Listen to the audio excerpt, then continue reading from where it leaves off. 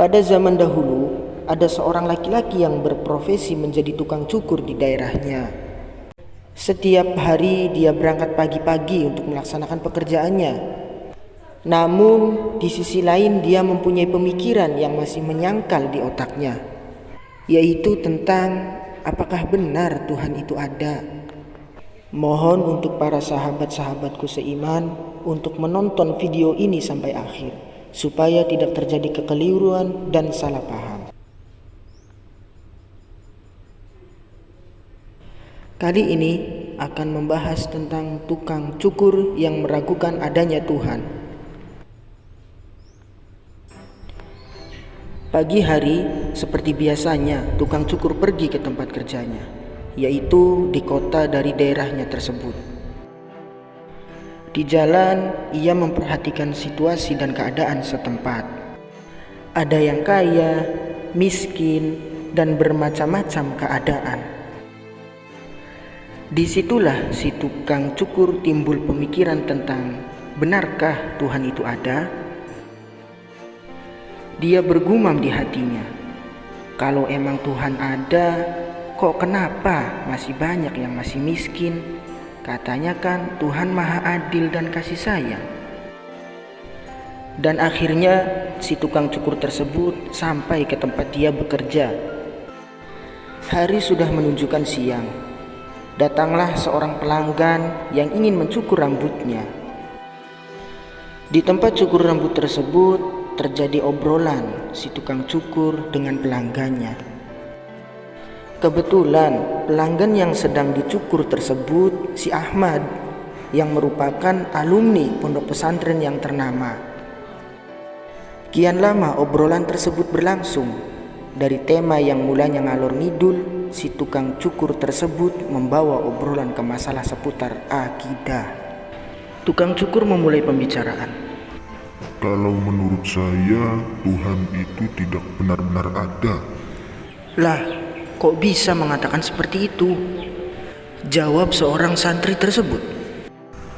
Ya lihat saja kehidupan ini mas, banyak orang yang hidupnya nelangsa, penuh dengan masalah, ribet, semrawut. Bahkan saking beratnya masalah itu, ada yang sampai berani bunuh diri. Katanya Tuhan itu maha pengasih yang bakal menolong setiap hambanya. Nah, buktinya mana? Ahmad pun terdiam 1000 bahasa. Dia tak langsung menjawab, bukan karena tak mampu, tapi Ahmad sedang mencari jawaban yang pas buat si tukang cukur.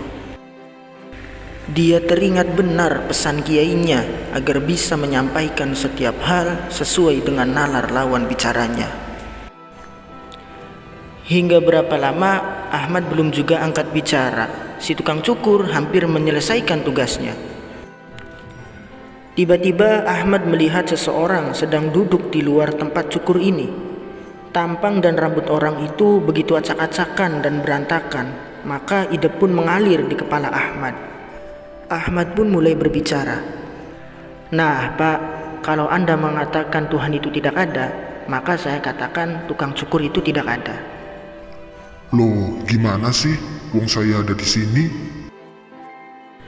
Pokoknya saya yakin kalau tukang cukur itu tidak ada.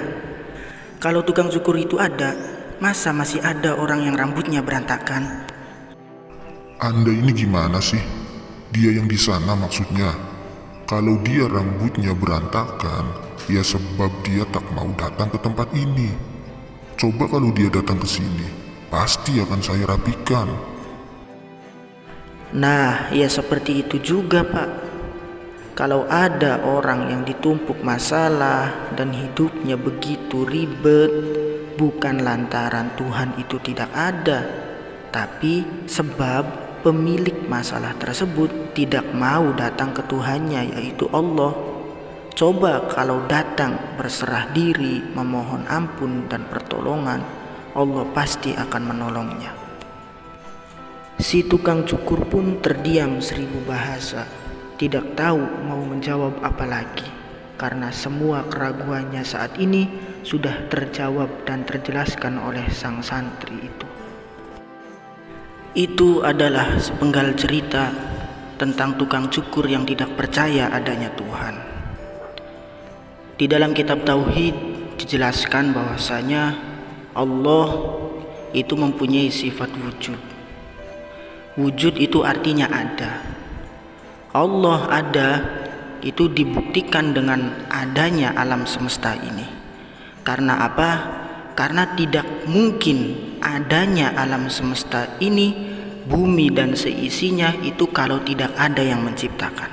Tidak mungkin bumi dan seisinya alam semesta ini ada dengan sendirinya. Kita ambil contoh meja. Meja itu bisa ada karena ada yang membuat meja tersebut. Tidak akan mungkin meja tersebut itu dibuat oleh dirinya sendiri. Mesti tukang meja pun yang membuatnya. Sama halnya juga dengan dunia ini. Dunia ini tidak mungkin ada dengan sendirinya kalau tidak ada yang menciptakan. Nah, itu adalah bukti bahwasanya Allah mempunyai sifat wujud. Adapun tadi dicerita mengenai bermacam-macam orang atau manusia, ada yang kaya, miskin, sakit dan lain sebagainya. Itu bukan lantaran Allah tidak ada ataupun bukan lantaran Allah tidak mempunyai sifat Ar-Rahman dan Ar-Rahim atau kasih sayang, tetapi lantaran atau sebabnya itu karena pemilik dari masalah tersebut tidak ingin mendekat diri kepada Allah, tidak ingin memohon pertolongan kepada Allah. Yang sudah dijelaskan, yang sudah difirmankan oleh Allah Subhanahu wa taala di Al-Qur'an surat Al-Baqarah, yaitu a'udzu billahi minasyaitonir rajim. Wa idza sa'alaka 'ibadi anni fa inni qarib ujibu da'watad da'i idza da'an falyastajibu li wal yu'minu bi la'allahum yarshudun. Dan apabila hamba-hambaku bertanya kepadamu Muhammad tentang aku, maka jawablah, sesungguhnya aku adalah dekat. Aku mengabulkan permohonan orang yang berdoa apabila ia memohon kepadaku.